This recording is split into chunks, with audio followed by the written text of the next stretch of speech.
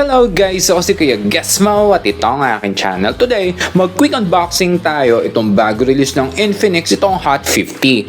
Check natin ano yung nasa loob ng box, aesthetic, specs. Tara, unbox na natin.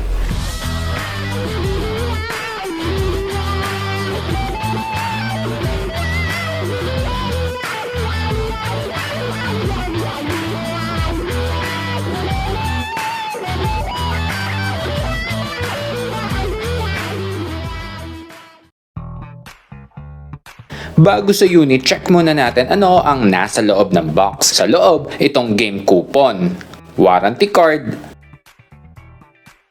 freebie na phone case, jelly case ito guys. Sa pinakaloob ng box, itong SIM ejector, itong type A to type C cable, at ang huli, itong power brick. Ito'y supported ng 18 watts. So nag-charging speed test na rin ako dito. Nag-start ako sa standard na 20%. No-full ito ng 1 hour at 41 minutes. Next, punta na tayo dito sa unit. Peel lang muna natin ito. Itong na-unbox natin, ito yung color na black. Available din ito sa gray at green. Ganito ang appearance ng texture. Yung back panel design, matte textured. Para sa akin, mas okay yan. Yung ganito, mas simple, di sobra-sobra yung design. Mas less smudges versus glossy. Lalo pag yung kamay mo ay oily. Next, boot on na natin.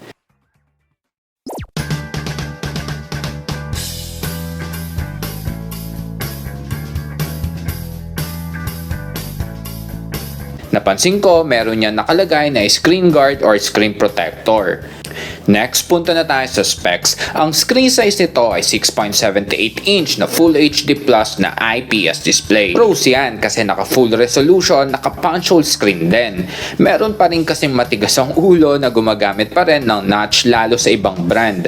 At naka 120Hz din. So kasama ito sa batch na kahit entry level lang ay mataas yung hertz. Advantage kasi yan, mas mataas ang hertz, mas mabilis ang response ng screen. Sa screen body to ratio kumpara sa Hot 50i, mas manipis ng onti ang bezels nito, pero di kasing nipis ng Hot 50 Pro Plus, so nasa gitna ito. Sa Widevine, sa mga nagne-Netflix, meron itong L1 Full HD. Ang network nito guys ay 4G, so test na rin tayo sa data speed.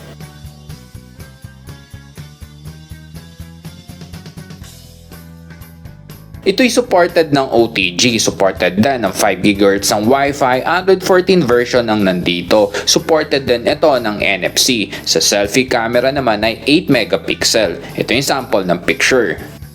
Itong na-unbox natin, ito yung 8256 na variant na sa ngayon, for sale ito na 6,959 pesos. Pero minsan, mas mura pag may voucher. Yung 8GB RAM nitong na-unbox natin, meron niyang memory extension na plus 3, 5 at 8 na ang pros, yung flash memory nito ay UFS. Mas madami kasing advantage ang UFS versus eMMC tulad ng low power consumption, mas mabilis sa data transfer at mas solid versus eMMC.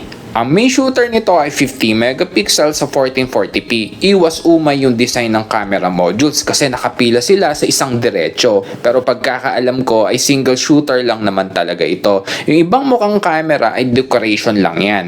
Yung LED flash kinik out dito, linagay sa labas na parang tama lang naman, parang nga naman di masikip. Ito yung sample ng pictures.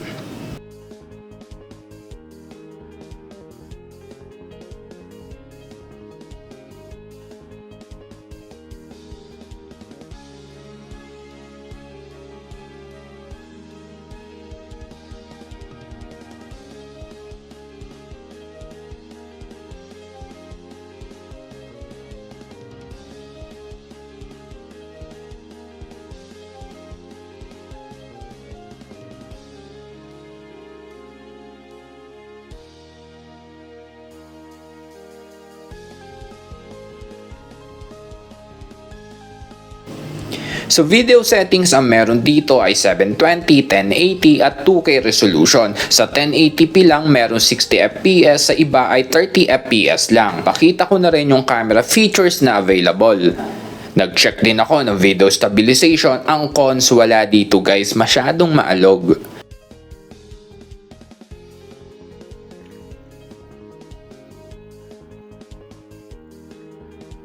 Nag-check din ako sa madilim, baka dito meron na, pero wala pa rin, maalog.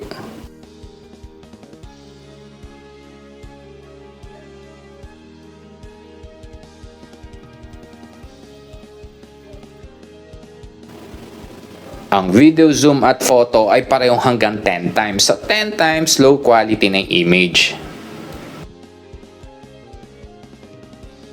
Dagdag details ko lang, sa right side nandito itong volume rocker, sa ilalim nun yung power button, slash on off switch, ito rin ang fingerprint scanner. Across the screen itong SIM tray.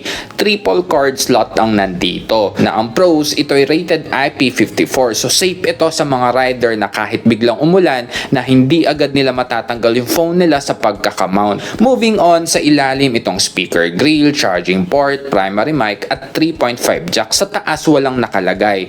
So isang speaker lang meron tayo dito. Ito yung tunog ng speaker.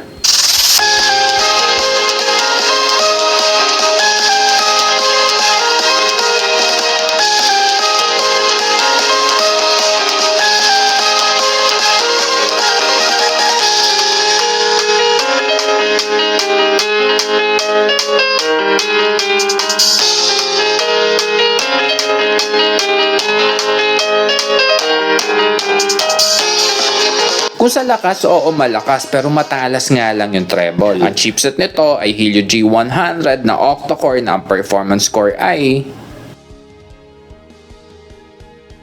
So nag-game test ako dito, linagay ko yung link sa comment section para di sobrang humaba, para makasave din ng time sa mga hindi naman gamer. Ang goal natin sa game test para ma-check natin kung playable ba or kung malag ito sa mga game apps na itetest natin. Detalyado yan mula sa game time, battery consumption at yung init ng phone bago at pagkatapos ng laro. Conclusion, tanong natin, sulit ba para sa 6,959 pesos?